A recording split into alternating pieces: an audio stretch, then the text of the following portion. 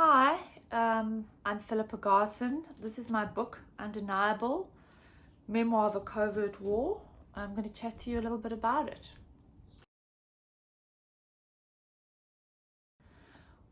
So let me tell you a bit let's start off with the title, Undeniable. This book is all about the hunt for the third force in the early 90s.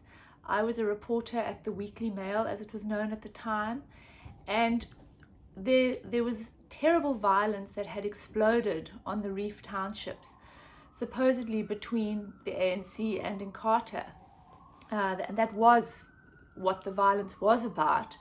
But we on the ground knew that there were agents fueling the violence, that it was a lot more complicated than just a so-called black on black factional conflict. And the problem is that the more we spoke about this fanning of the violence that we could see was happening by the security forces, the more it was shot down as a conspiracy theory and nothing but a sort of a liberal way to explain away the violence and to blame it on the apartheid government or forces within the apartheid government who were trying to scupper the process to democracy.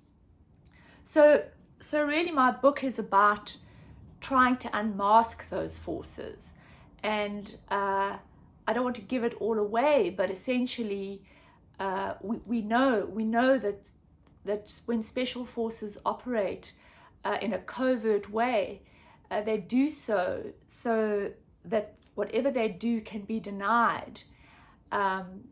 It's a kind of deniable activity where no traces are left, and that concept intrigued me hugely, because that's exactly what we saw playing out all the time, a kind of hidden hand.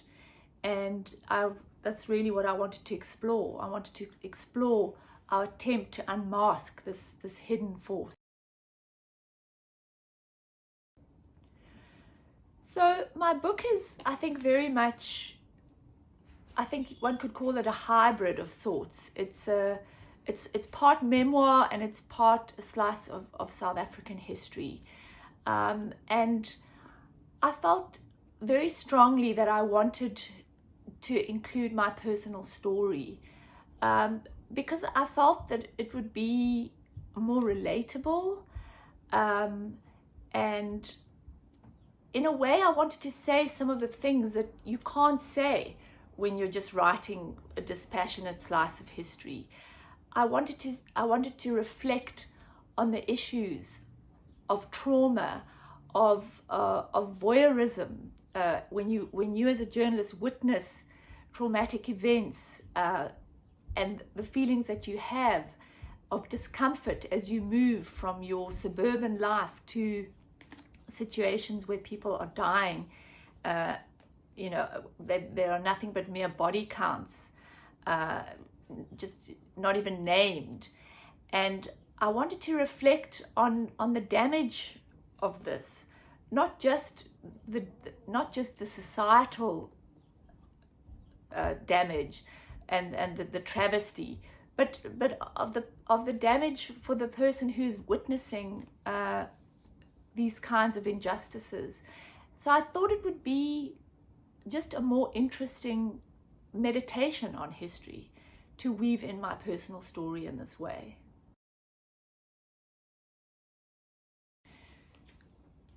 How did I come to write this book?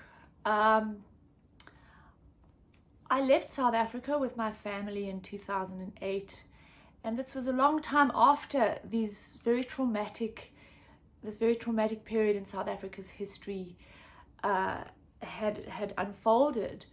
But what had happened when I moved here, and I think I had the space to contemplate some of the events that had gone down, that had been lodged in my memory, I found that a lot of these incidents that I was involved in, that I witnessed, came pouring out, and I had sort of buried some of these memories, and I began to write about them.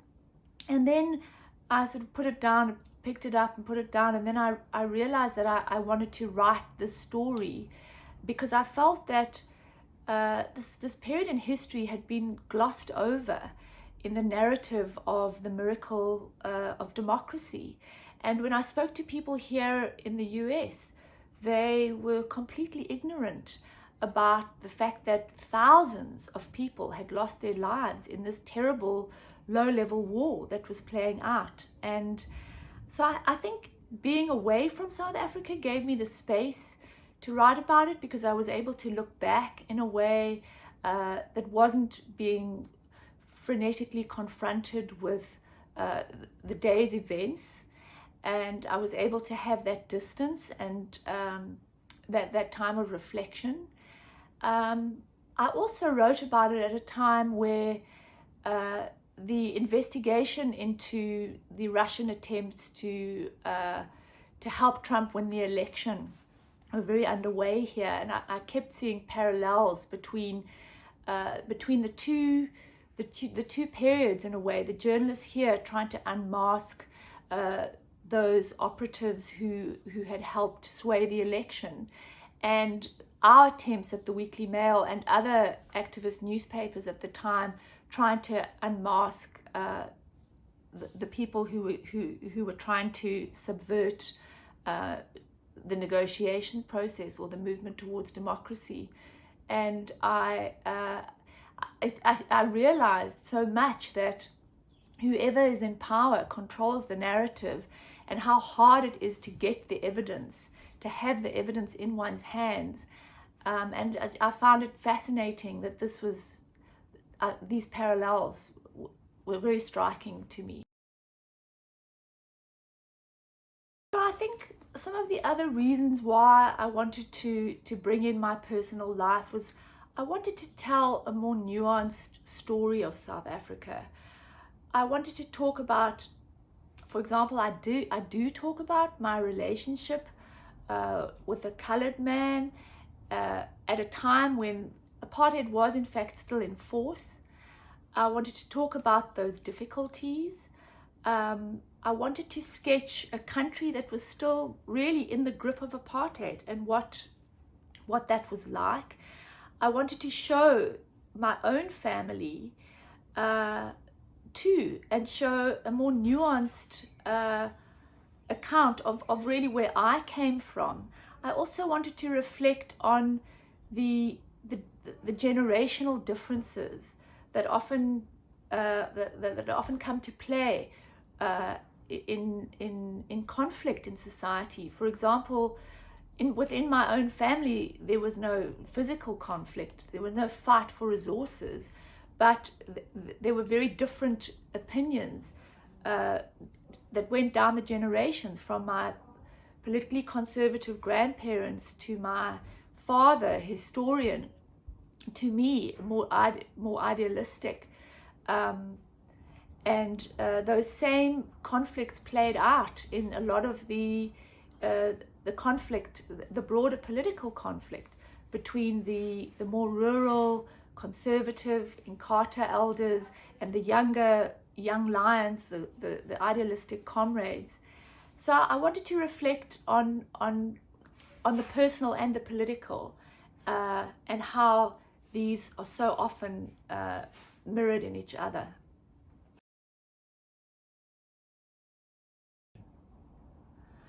I think I also wanted to, in bringing in my personal story, I wanted to highlight being a woman and the issues that often raised, both then and now, in what is a very gendered society, where being a woman reporter in situations of conflict was, in a way, to venture into traditionally quite male-dominated macho territory. And, you know, for example, bringing up issues of pregnancy, of fertility, all these kinds of things that are so much a part of our lives, and so much a part of society, yet they're often so invisible. and not talked about. And I think it's just so important that we bring this stuff to the fore, that it's not hidden out of sight, because it is so important. So 30 years have gone by since this.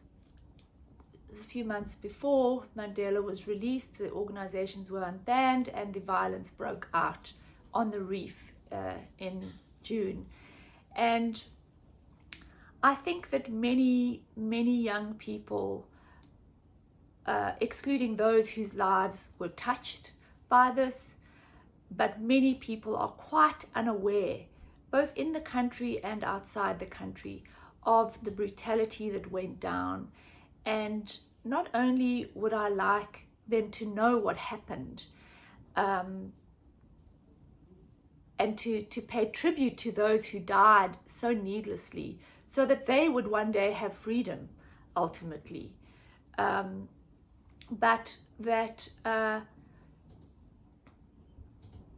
they would also know that there is a lot of information that hasn't come out, that there is a lot of unfinished business, essentially, around this period. And I think there are many stories that still need to come out. The Truth and Reconciliation Commission did not really do justice to this early period of violence in the 90s. And I think that without truth and exposure, it's very hard to get closure.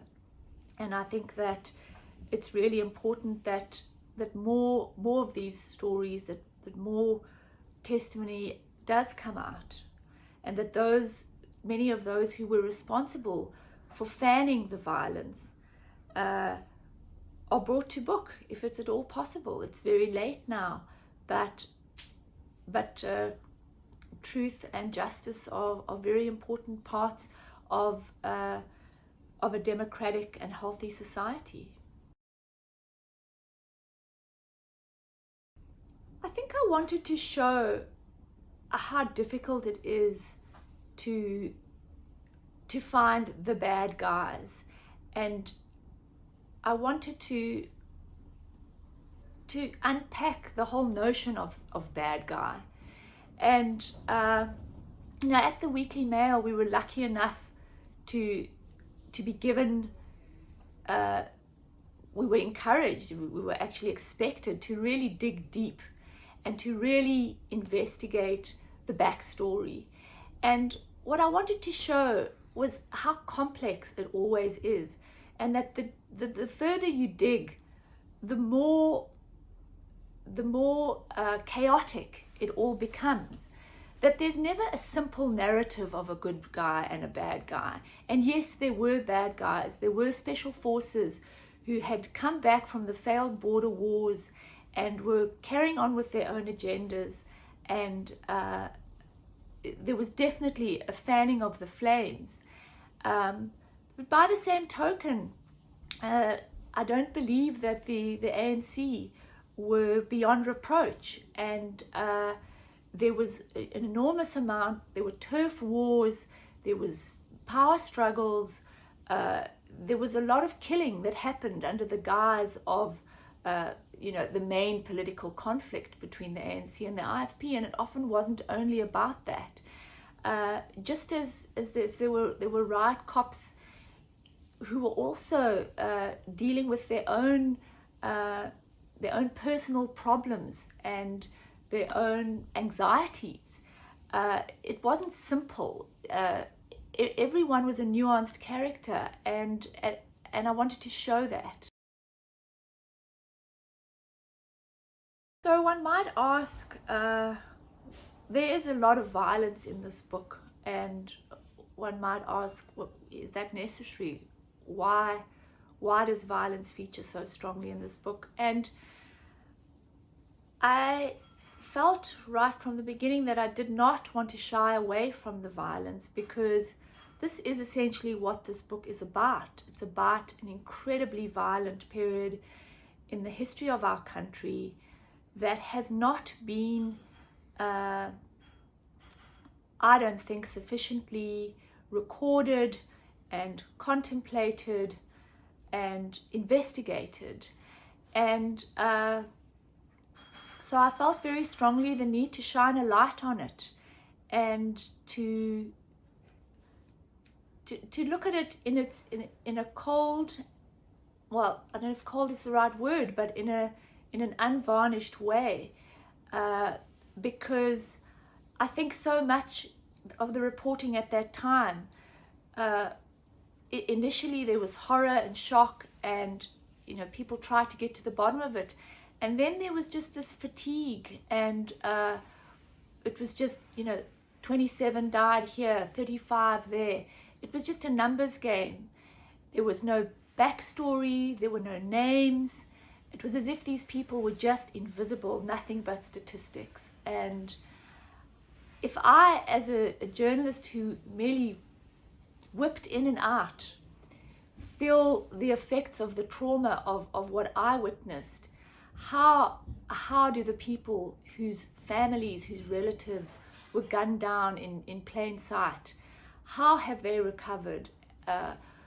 What monuments exist to give credit and memory to those people who died so needlessly? And I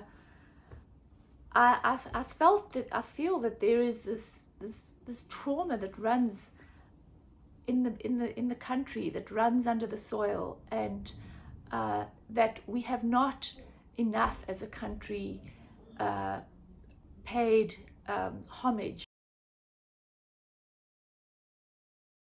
I also think in telling my personal story, I wanted to draw a parallel between a kind of loss of innocence that I felt as a young woman witnessing scenes of violence, as well as a kind of loss of innocence for the country. Because in the beginning, I think it was a case of we kind of knew who the bad guys were, when everything was very simply about those for against apartheid. But in the early 90s, it all became very complex and very murky, and in a sense, everybody had blood on their hands by the end of it. And to me, that kind of meant that there was a loss of innocence for the country as a whole.